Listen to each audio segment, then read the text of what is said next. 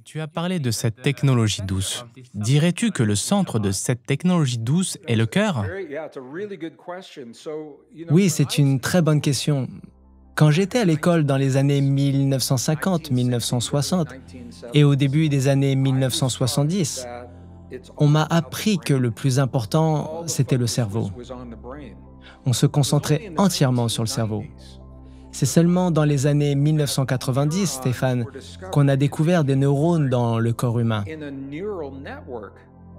dans un réseau neuronal semblable à un cerveau, qu'on appelle le petit cerveau du cœur.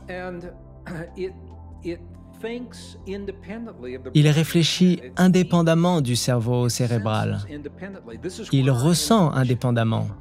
C'est de là que vient notre intuition, de ces neurones, ce réseau neuronal dans le cœur.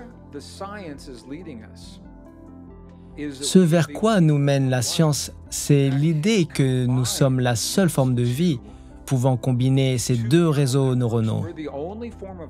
Nous sommes la seule forme de vie pouvant combiner cerveau et cœur, ou tête et cœur, comme certains disent. Nous pouvons harmoniser les neurones du cœur et du cerveau, créer de la cohérence entre eux, afin que les deux organes deviennent un système. Et ce faisant, nous ouvrons la porte, nous ouvrons la voie aux plus grandes expressions de notre humanité.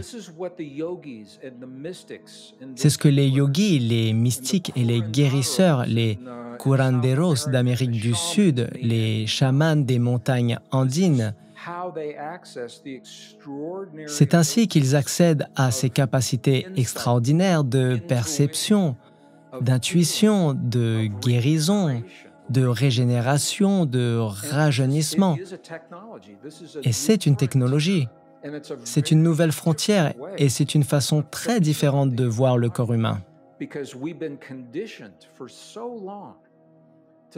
Car nous avons été conditionnés pendant si longtemps à penser que nous nous détériorons à mesure que nous avancions dans le temps linéaire. Nous tombons en morceaux à mesure que nous vieillissons. C'est ça le conditionnement. Et c'est certainement possible, nous avons tous vu ça. Mais à présent, nous savons que nous avons la capacité d'effectuer des choix dans nos vies, des choix de spiritualité, d'émotion, d'alimentation, de mouvement. Ce sont toutes les choses que nous connaissons, régime, exercice, méditation, qui est certainement une grosse part de cela. Et quand nous effectuons consciemment des choix affirmant la vie, nos corps le reflètent. Il est donc possible, dès maintenant, ce n'est pas théorique, il est possible d'avancer dans le temps chronologique, alors que les cellules, elles, rajeunissent. L'ADN rajeunit. Les gènes sont régulés à la hausse. Le système immunitaire est plus fort. Toutes ces choses, à présent, c'est une façon de penser très différente, mais c'est ce que la nouvelle technologie nous montre.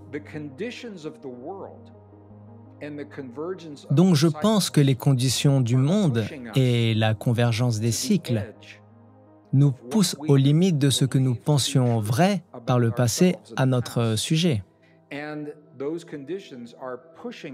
Et ces conditions nous poussent à présent vers une nouvelle compréhension de ce que signifie être humain.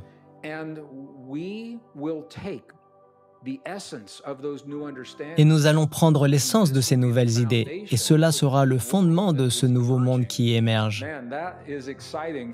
Oh là là, c'est passionnant pour moi. Je ne peux imaginer quoi que ce soit de plus passionnant. Et honnêtement, j'admets et je sais que pour certains, c'est une façon de penser très différente, car ce n'est pas ce qu'on leur a appris. Et pour d'autres, c'est précisément ce qu'ils ont toujours senti en leur cœur. Oui, merci Greg.